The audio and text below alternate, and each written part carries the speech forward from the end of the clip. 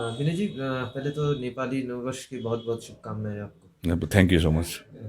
अ, आज last day है campaigning का, ठीक पर है। आप लोगों ने कैंपेन ही नहीं किया। कॉन्फिडेंट जीतने के बारे में बहुत देखिए कॉन्फिडेंट। ऐसा है ना, इलेक्शन और politics is one side, but my community, my tradition, my language, ये दूसरा है। तो पहले पॉलिटिक्स आते जाते हैं, इलेक्शन आते जाते हैं, लेकिन as far as my language is concern, my community is concern, और my tradition is concern, my culture is concern, ये more important. So today is our Nepali new year, Gorkha new year. तो 2078, आज से 2078 शुरू हो गया। तो इसलिए हम लोग ने समझा कि ना, इलेक्शन तो आते जाते हैं, लेकिन हमारा जाति का जो एक न्यू ईयर है उनको मनाना है। तो इसलिए मैंने ये प्रोग्राम, आज कल्चरल प्रोग्राम किया। Even then today is the last day of campaign, but I wish all the political parties and all the candidates out there in the three assembly segment of the hills, those are contesting in forthcoming election. Wish you all मैं सभी को मैं शुभकामनाएं देता हूँ। पहाड़ के voters जब इस बार वोट डालने जाएंगे तो आपको क्या लगता है किस किस इशू उनके ध्यान में रखना चाहिए? न देखिए, ऐसा है कि कई सारे कैंडिडेट्स इंडिपेंडेंट भी है, कई सारे कैंडिडेट ऐसा है कि नेशनल पॉलिटिकल पार्टी ने भी अलायंस में है, और कोई नेशनल पॉलिटिकल पार्टी की भी। As far as the hill, Darjeeling hill is concern, यहाँ पे तीन असेंबली सेगमेंट है। मेरा पार्टी का भी, अपना पार्टी का भी तीन कैंडिडेट है फील्ड में, लेकिन हमारा सीधा मुकाबला, हमारा सीधा फाइट भारतीय जनता पार्टी से है।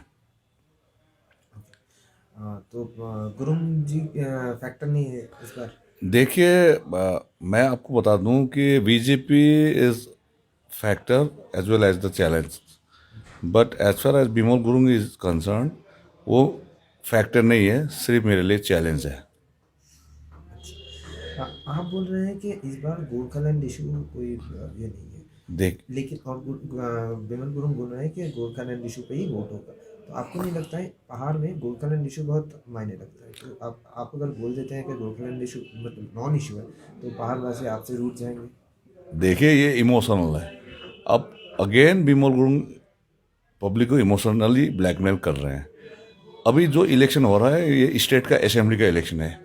Gorkhaland is a political issue, it's a constitutional issue. तो ये हम लोग सेंट्रल से बात करेंगे। अभी लोकसभा का इलेक्शन नहीं है, असेंबली का है।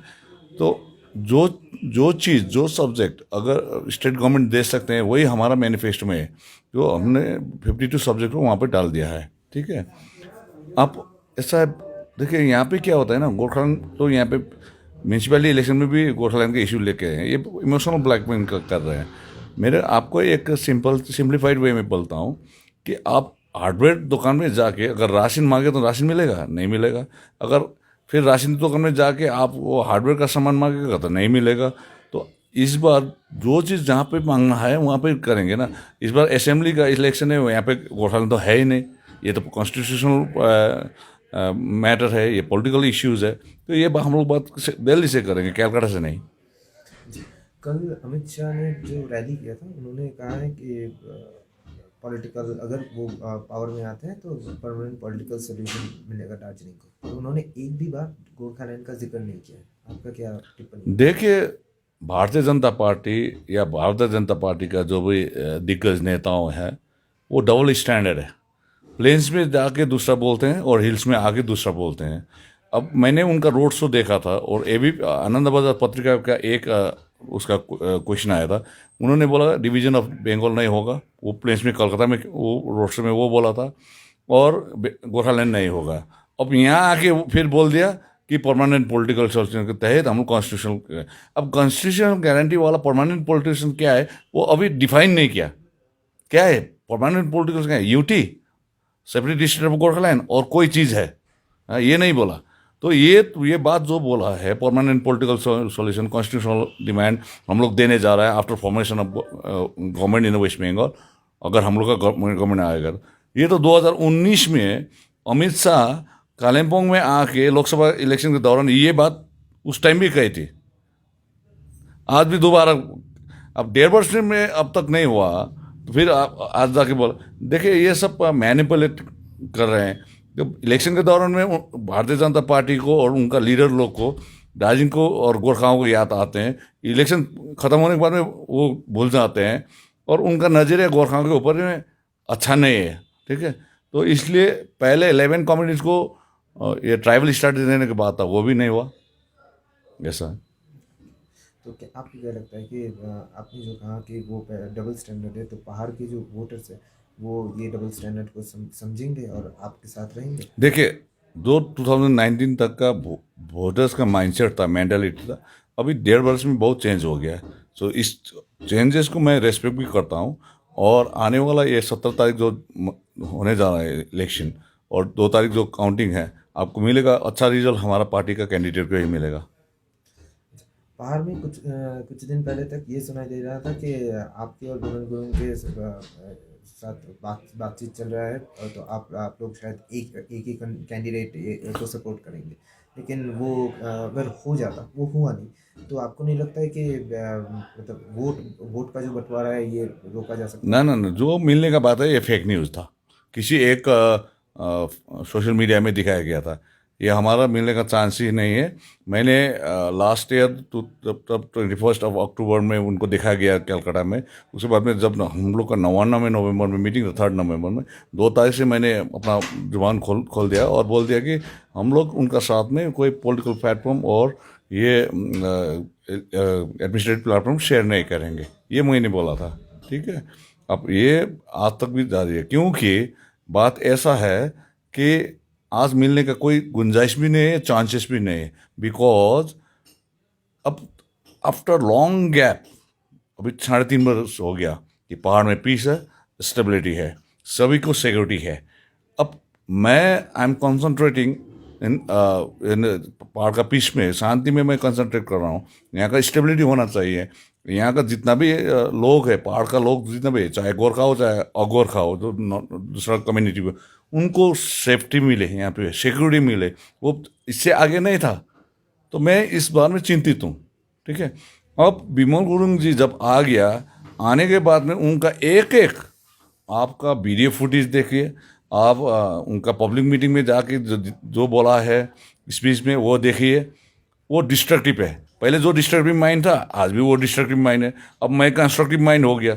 अब डिस्ट्रक्टिव माइंड और कंस्ट्रक्टिव माइंड एक टेबल में आ सकते हैं। अब जिस दिन बिमल गुरुंग कंस्ट्रक्टिव माइंड होके आएगा, उस दिन विनय तामांग सोचेगा कि हाँ उनसे मिलना है या नहीं मिलेगा। अभी तक वो डिस्ट्रक्टिव माइंड है, तो इस डिस्ट्रक्टिव माइंड जब तक रहेगा, वो मिलने का कोई गुंजाइश नहीं, चांसेस भी नहीं है।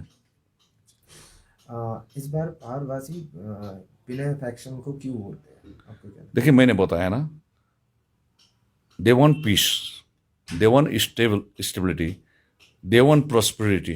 ठीक है, दे वांट सिक्योरिटी। मैंने ये चीज़ इन 3.5 वर्ष में दिया, और जो भी बीजेपी और जो भी अदर पॉलिटिकल पार्टीज है, उन्होंने फॉल्स प्रोमिसेस किया है। हम लोग भी कुछ नहीं दिया, लेकिन आप के मान के चलिए, अब यहाँ पे पूछिए 3.5 वर्ष से कोई यहाँ पे पॉलिटिकल वायलेंस हुआ है, कोई ऐसा मर्डर हो गया? आप क्राइम रेट बहुत ऊपर था, क्राइम रेट नीचे सिंगल डिजिट में आ गया। पहले डबल डिजिट होता था, ट्रिपल डिजिट तक भी चला गया, 100 तक भी चला गया। अब सिंगल डिजिट भी इतना नीचे चला गया है, 1% 2% है।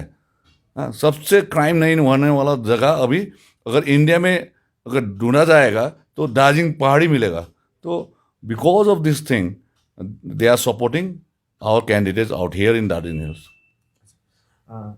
हिल टीएमसी जो है, सुना जा रहा है कि 2 फैक्शंस की वजह से वो सोचने को लगा है कि एक विमल गुरुंग को सपोर्ट करेगी एक दल, और एक दल इसमें जो है ये यूनाइटेड किसके साथ है हिल टीएमसी? आप ना ना ना, देखिए, अभी हम लोग we are fighting all on, okay, because इसका भी एक रीजन है। आपको पता है कि इंडिया में एक अभी वेव आना शुरू हो गया, पॉलिटिकल वेव ऐसा आना शुरू है कि रीजनल पॉलिटिकल ऑटोनॉमी को सेफगार्ड करना है।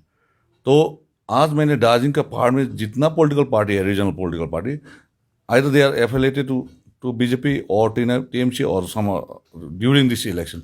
मेरा एक पार्टी है जो हमारा कैंडिडेट किसी सपोर्ट के बिना हम लोग अकेले में है, because we want to safeguard the regional political autonomy of Darjeeling Hills. विनय जी, मेरा लास्ट क्वेश्चन है। जब ममता बनर्जी ये बोले थे कि पहाड़ में दो दोस्तों के बीच दो दोस्त लड़ेंगे, तो मेरा ये प्रश्न है कि कौन खास दोस्त है ममता बनर्जी के, आप या विमल गुरुंग? देखिए, आपको कभी आपने देखा है कि ममता बनर्जी हो या उनका कई सारे टॉप लाइन लीडर्स हो, विमल जी के साथ में एक मंच में देखा गया है या प्रेस में देखा जाए है? नहीं, आपने तो मेरे को देखा है, ठीक है। तो अलायंस हमारा ऑल इंडिया तृणमूल कांग्रेस से है और बीजेपी का साथ हम लोग का अलायंस नहीं है। और आने वाला जो गवर्नमेंट फॉर्म करेगा तो ऑल इंडिया तृणमूल कांग्रेस ही करेगा, ममता बनर्जी ही चीफ मिनिस्टर बनेगी। लेकिन हाँ, हो सकता है 1-2-4 सीट कम हो सकता है पहले से, लेकिन all India Trinamool Congress will form the government in 2021 in Bengal, ये मेरा है। तो as far as alliance is concern with all India Trinamool Congress, हम लोग को रहेगा ये। आप ही खास दोस्त हैं? हाँ? आप ही खास दोस्त हैं उनके? ठीक।